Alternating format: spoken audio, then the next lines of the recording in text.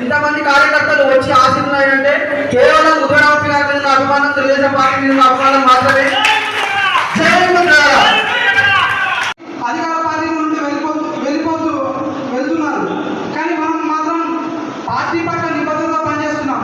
ముఖ్యంగా ఇక్కడ ముద్రగడ వంశీ గారు ఈ జర్నీలో దాదాపు పట్టణ ప్రధాన కార్యదర్శిగా, తెలుగు యువత నాయకులుగా, పట్టణ అధ్యక్షులుగా వదిలివేసి నాకు ఏర్పాటు వాడిని కూడా పక్కన పెట్టి 2014 నుండి టీడీపీ జెండా పట్టుకొని ఇప్పటికి కూడా ఆ పార్టీలో ఉన్నాను.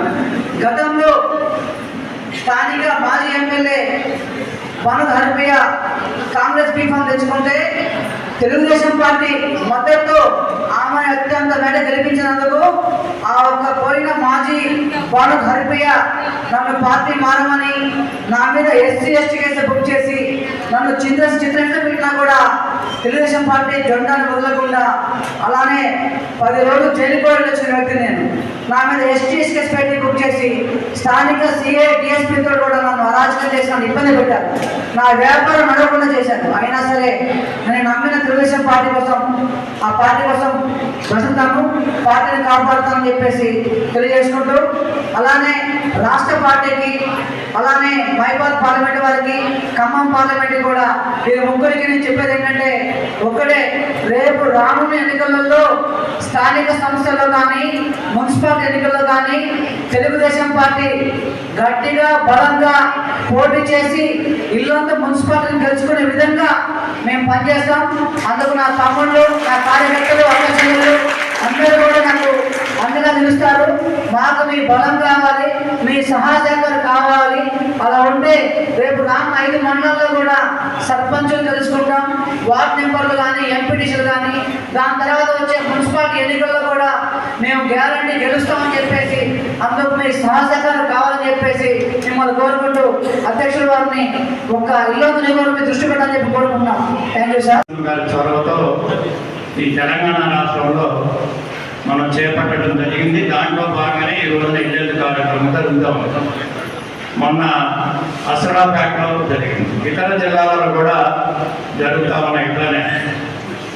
దీంట్లో ప్రధాన ఉద్దేశం ఏంటంటే తెలుగుదేశం పార్టీ మరి 22 సంవత్సరాలుగా ఇక్కడ ప్రతిపక్షంగా ఉన్న, మరి 14 సంవత్సరాలు ప్రభుత్వం చేయక ముందు ఎన్టీ రామారావు గారు 5 సంవత్సరాలు, బాబు గారు 9 సంవత్సరాలు పరిపాలించే చరిత్ర ఉన్న వాళ్ళ ఇంతకాలం తర్వాత గ్రామాలలో ప్రత్యేకించి పార్టీ అభిమానులు, కార్యకర్తలు పార్టీ జీవనం ఎక్కువగా అక్కడే బాగా బలంగా ఉంది అనే ఉద్దేశంతో ఇవాళ తిరిగి ఈ రాష్ట్రంలో పార్టీ పునర్వైభవం తీసుకురావాలనే ఉద్దేశంతో ముందు ఈ ఎజెండాను తీసుకొని గ్రామాల్లో ఇట్లా కింది నుంచి పైకి పార్టీని మరింత బలోపేతం చేసే విధంగా ఈ కార్యక్రమం తోడ్పడుతుందని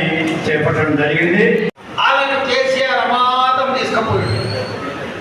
18లో ఇంటర్ గెలిచారు మీ ఖమ్మంలో, వాళ్ళని కూడా తీసుకుపోయాడు. అంటే ఇవాళ కాంగ్రెస్ వాళ్ళు, అధికార పార్టీ వాళ్ళు బీఆర్ఎస్ వాళ్ళని తీసుకపోతే పానం కలకల అవుతుంది. ఆయన ఎట్లా అవుతుంది? కలకల అవుతుంది. అంటే మందిది మంగళవారము, మనది సోమవారం.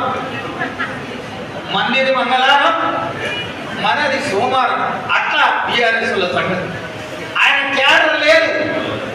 తెలుగుదేశం క్యాడర్నే దోషి బ్రహ్మాండంగా కట్టిన ఇల్లు పెట్టిన పొయ్యి, కట్టిన ఇల్లు ఎన్టీఆర్ చంద్రబాబు నాయుడు, పెట్టిన పొయ్యి వాళ్ళిద్దరే వంట చేసుకున్నవాడు టీఆర్ఎస్. దీన్ని విమర్శించలేక తెలంగాణ అనకపోతే ఎక్కడ లాగు జీలుతుందో అని మాట్లాడుతూ భయపడి ఇవాళ ధరణి అనేది పెట్టి కాస్తు తీసేసి రైతు బంధు మలో గెలవనీకే మాయలు చేసి చెల్లు కుంటలు రాళ్ళు రప్పలకు కూడా డబ్బులు ఇచ్చిండు. ఆయనకు సంబంధించిన పెద్దల భూములన్నీ కాపాడుకున్నాడు. మరి 46 నుంచి 51 దాకా అక్టోబర్ 21 వరకు సాయుధ పోరాటం జరిగింది. రక్షిత కౌలుదార్ సిస్టమ్ అమలైనాక ఈ సాయుధ పోరాటం బంద్ అయిపోయింది. మీరందరూ ఆలోచించండి, అసలు భూములు ఉన్నాయి అయ్యాల గరాని భూములు వాయ్. ఆ సోదరుడు ఆలోచన తీసుకున్నాడు, గరం అన్నం తిని అది తెలుగుతో భోజనం చేసినట్టు. నేనేమంటున్నంటే భూములు లేవు, పోయినాయి, భూములు పెరగవు, కబ్జాల వల్ల తరుగుతాయి.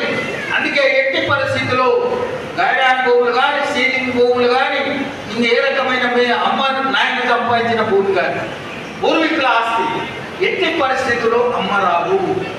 ఎందుకంటే మా శాతగారు ఏరియాలో మహబూబ్ నగర్